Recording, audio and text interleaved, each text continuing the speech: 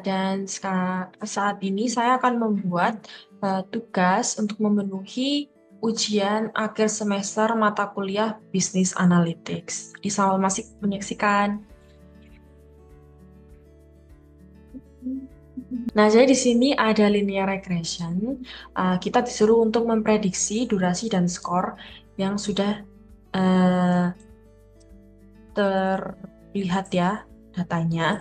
Nah, setelah itu kita disuruh untuk mencari skornya jika durasi 3 jam atau 3 jam dalam belajar. Skornya berapa gitu. Yang pertama kita cari dulu coefficient of slope-nya. Di sini kita masukkan rumus Ness, lalu muncul noun YS, noun XS, constantans. Ini noun YS-nya kita masukkan skor, blok, terus kita kasih titik 2, kita masukkan durasi, kita masukkan titik 2 lagi, kita di sini pilih yang true.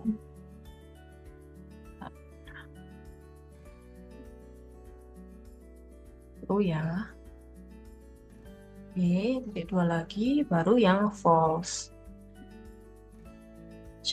Enter. Nah, di sini hasilnya sudah ada 5,2 sekian. Nah, di sampingnya ini apa? Di sampingnya ini adalah coefficient of intercept. Jadi bisa otomatis, tapi berapa di komputer belum otomatis. Nah, kita bisa juga mencari coefficient of intercept-nya secara manual. Caranya kita ngeblok dari durasi sama skor sampai ini. Terus kita pencet yang insert, kita mau buat charts. Nah, sini kita tombol plus ini kita add thread line. Terus kita mau lihat more option. Nah, pastikan linearnya ini, ya linearnya ini tunjukkan di linear. Lalu kita pencet yang display equation sama display R square. Oke. Nah, sini ada. Oke. Nah, udah. Nah, di sini kan udah terlihat kalau sama ya, 67,162. Ini kita bulatkan terlebih dahulu.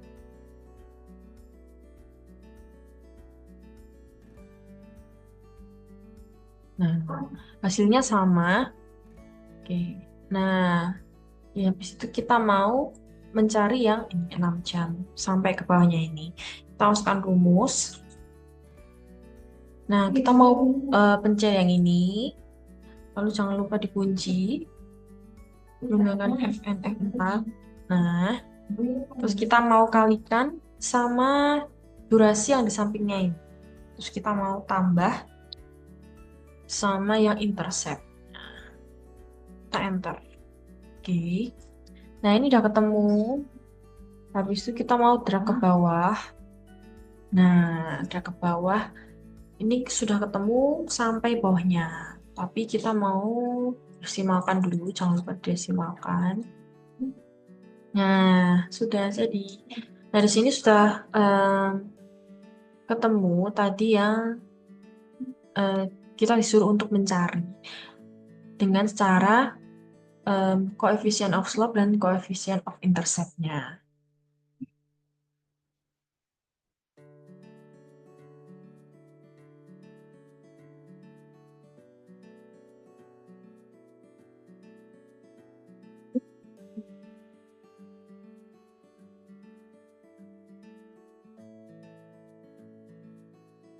Oke, selanjutnya di sini ada linear regression yang hipotesis testing. Nah, di sini sudah ada data X1 iklan radio, X2 digital marketing, X3 iklan koran, dan juga Y-nya keputusan pembelian. Jadi kita disuruh mencari apakah X1, X2, dan X3 ini berpengaruh dengan keputusan Y.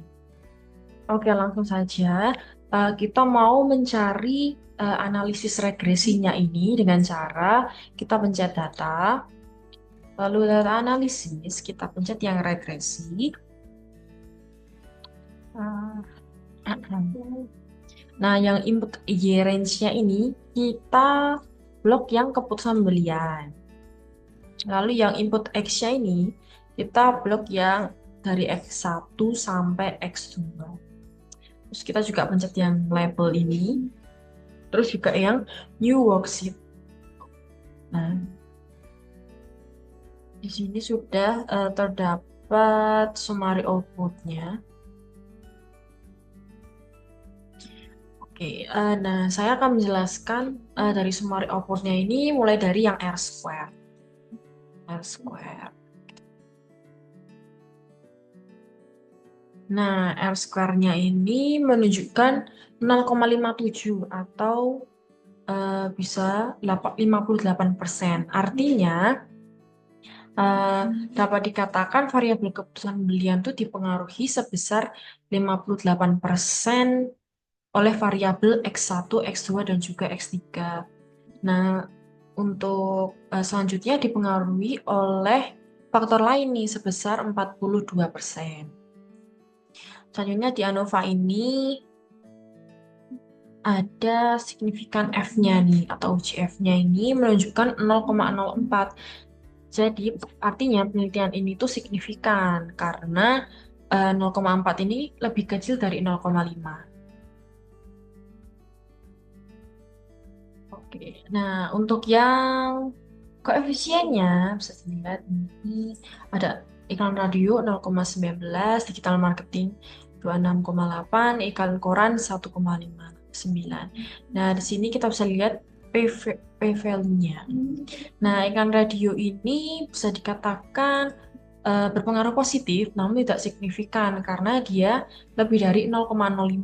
Kalau digital marketing ini signifikan karena 0,07. Lalu iklan koran ini berpengaruh positif tapi juga tidak signifikan karena 0,6.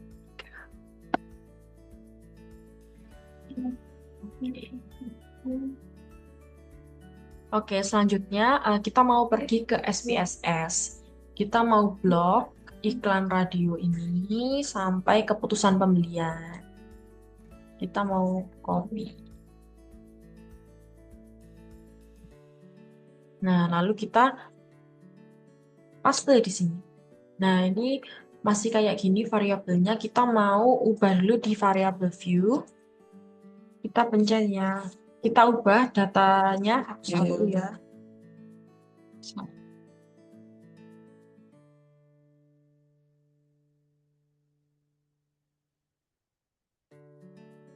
Lalu desimalnya kita ubah jadi 0.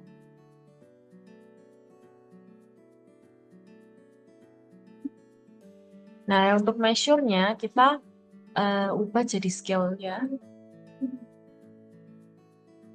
Oke, lalu kita pergi ke data view lagi. Nah, di sini kita tuh mau analisis regresinya, tapi dengan menggunakan SPSS ini. Caranya adalah analyze. Lalu kita pergi ke regresi linear. Nah, di sini muncul kotak seperti ini ya. Lalu kita langsung isikan saja. Nah, untuk variabel dependennya kita pencet yang Y.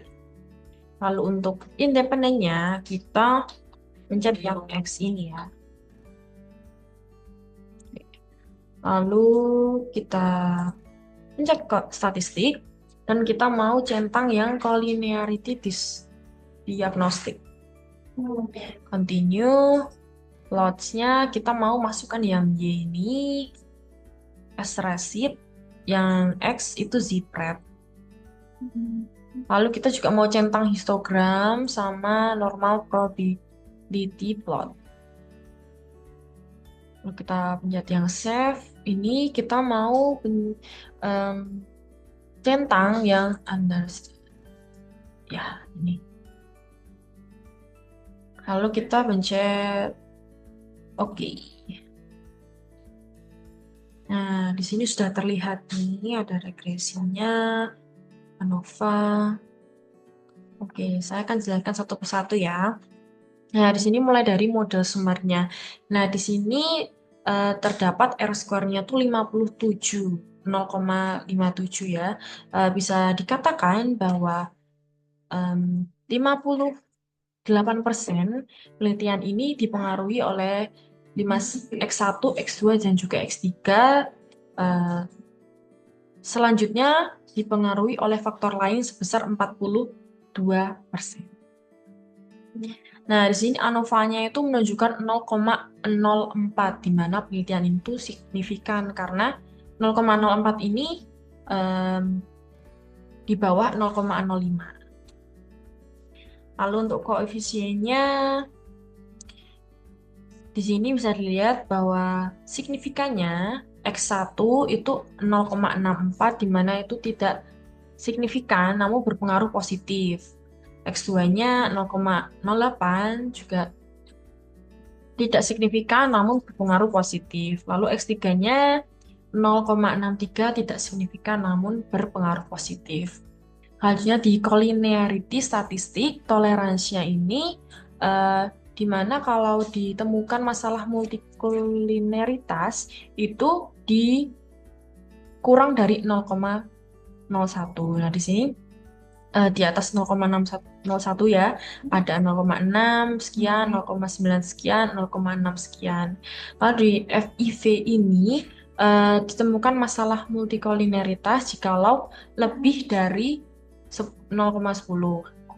Nah, di sini dapat dilihat kalau dia itu kurang dari 0,10 semuanya, X1, X2, dan juga X3. Oke, selanjutnya di charts, di histogram. Bisa dilihat kalau chartnya ini menyerupai gunung atau lonceng ya, di mana penelitian itu signifikan dan juga data-data terdistribusi dengan baik. Lalu untuk p-plot, ini dapat dilihat kalau menyebar dan tidak terlalu jauh dari garisnya ini. Artinya data juga terdistribusi dengan baik. Dan juga untuk yang variabel Y ini, scatter plotnya juga terdistribusi dengan baik karena menyebar ya, dan juga tidak membentuk suatu pola tertentu.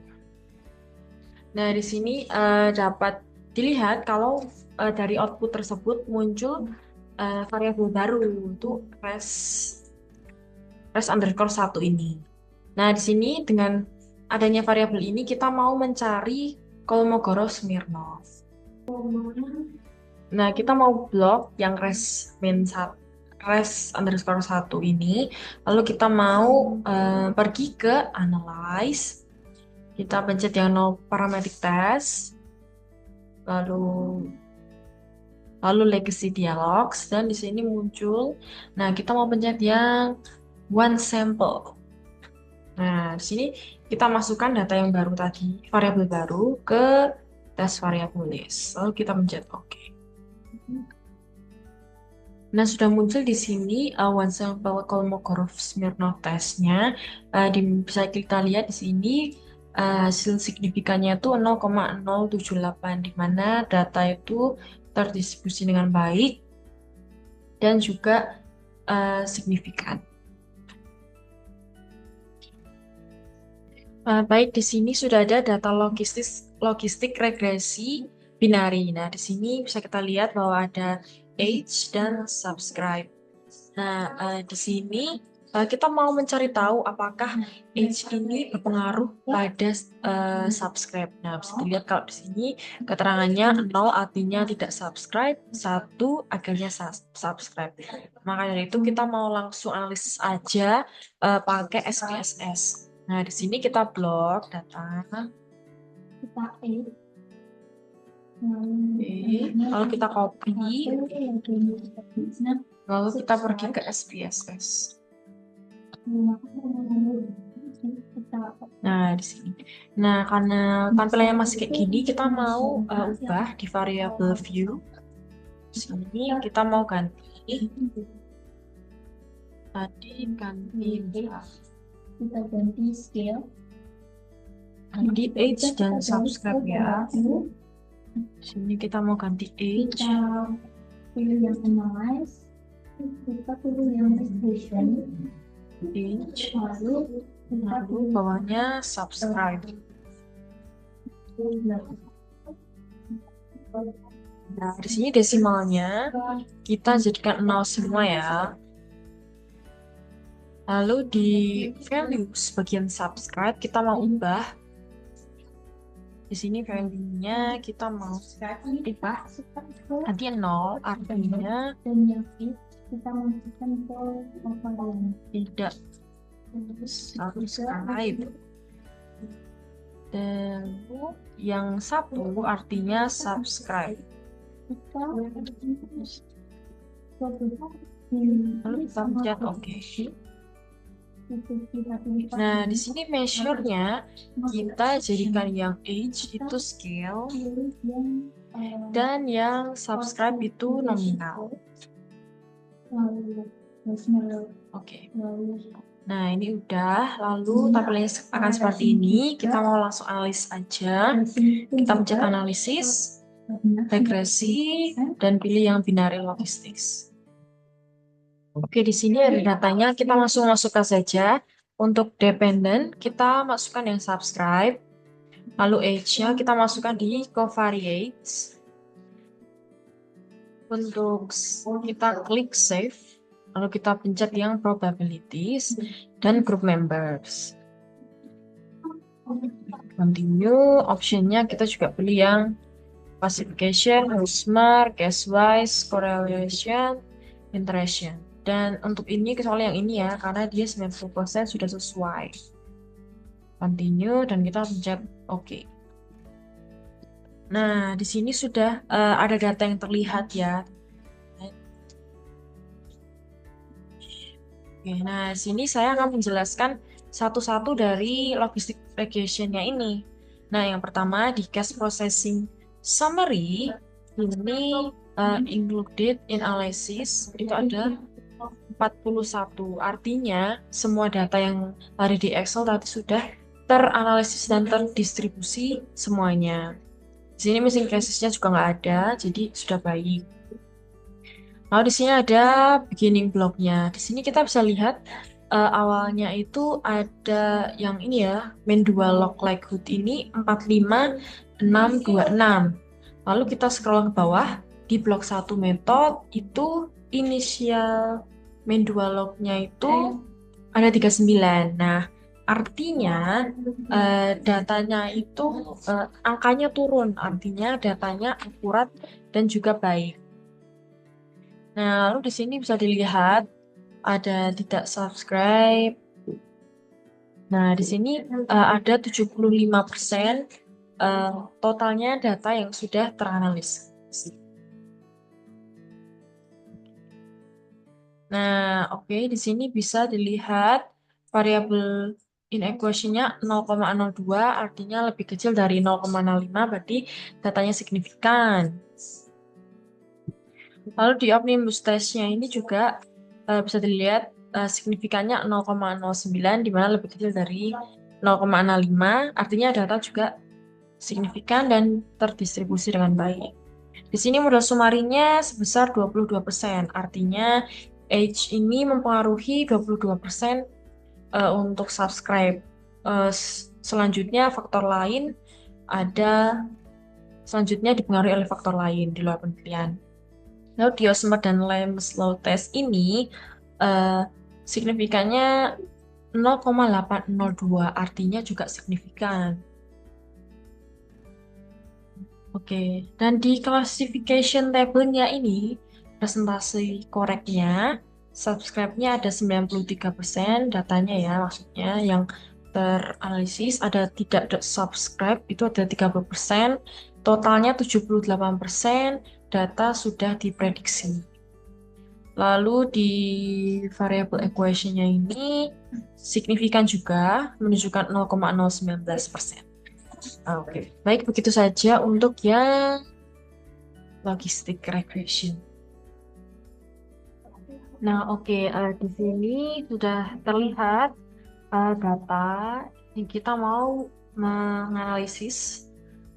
Data ini merupakan analisis beberapa calon karyawan ini bisa dipakai untuk memprediksi apakah nanti calon karyawannya itu memiliki performa yang baik, terus apakah bisa untuk dipertimbangkan direkrut. Nah, di sini ada, kita lihat ke variable view, Ada IQ, gender, ketelitian, personality, pengalaman kerja, gelar, matnya, multitask, dan juga performa. Nah, di sini kita langsung aja analisis ya. Kita di sini klik analisis. Lalu kita pilih yang neural networks, multilayer perceptron. Nah, di sini untuk dependent variable-nya kita pilih yang score ya, skor kinerja. Lalu sisanya ini kita kasih ke covariates. Nah, oke. Selanjutnya di partitions. Nah, di sini dapat terlihat bahwa trainingnya itu 70%, lalu tesnya ini ada 30%. Lalu di outputnya, nah di sini kita centang yang independent variable important analysis. Lalu di save, kita pilih yang paling atas ini, predictive value. Lalu kita pencet OK.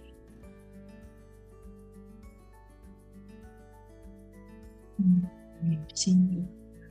Nah, di sini dapat dilihat bahwa di case processing summary-nya total ada 115 orang ya, atau 115 data. Oke. Tahu banget ini pakai buat nggak bisa. Ini dari yang sini. Lalu di bagian mode summary ini ada tahapan training dan juga testing. Kita bisa lihat prediksi kesalahannya ini di bawah 30%. Berarti dapat dikatakan baik ya. Lalu kita lihat di independent variable. Ya, di sini kita melihat nilainya tuh semakin besar, nilainya tuh semakin penting. Biasanya tuh nilainya itu di atas 0,02. Sih, kita bisa lihat nih, kalau gender, gelar fans, Aldi-Taher, soal mat itu tidak terlalu penting nih. Jadi selanjutnya di normalis importance, nah kita tuh bisa lihat membaca normalisasinya tuh lebih baik itu dari sini. Oke. Nah, karena tadi itu ada yang kurang penting ya, kayak gender, terus ini soal fans Anita Herna ini kita tuh mau memperbaiki datanya dengan menganalisis ulang lagi. Oke. Nah, di sini kita pencet di analyze, neural network, multilayer perception. Nah, di sini kita bisa lihat variabelnya itu, yang bagian coverage itu kita hilangkan semuanya kecuali variabel IQ dan pengalaman kerja.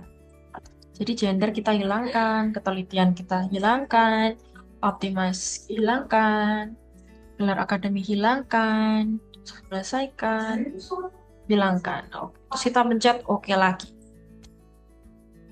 Nah, di sini bisa kita lihat sebentar.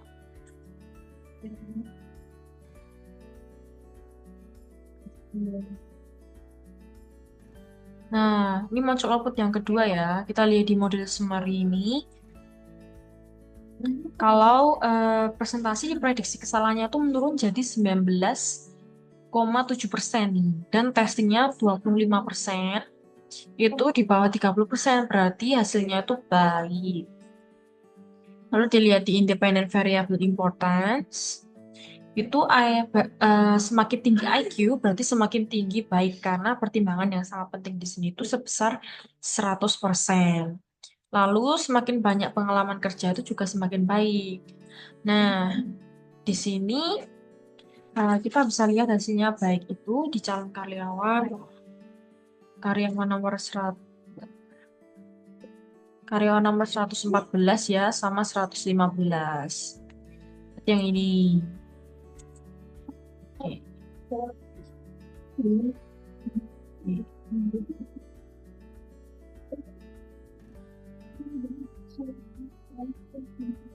Oke, baik, begitu saja video ini. Saya mohon maaf jika ada kesalahan yang saya perbuat. Terima kasih.